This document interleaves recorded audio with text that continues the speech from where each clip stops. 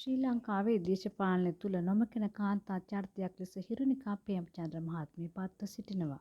පසුගිය කාලයේදී හිටපු ජනාධිපති ගෝඨාභය රාජපක්ෂ පාලනයට එරෙහිව ගෙන ගිය උද්ඝෝෂණවලදී ඇය කැපී පෙනෙන හඬක් වුණා.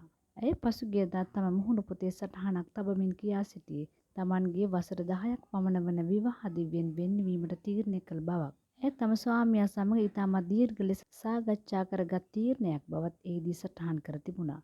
නමුත් හිරුණිකා හිරාන් යුවළට ආදරය කරන බොහෝ දෙනෙකුට ඒ තරමක කනගාටුදායක පුවතක් බවට පත්ව ඇති බවක් පෙනෙනවා. ඔවුන් පවසන්නේ එසේ වෙන් නොවිය යුතුව තිබූ බවක්. කෙසේ වෙතත් මෙවන විට ඔවුන් වෙන්වීමට තීරණය කර හමාරයි.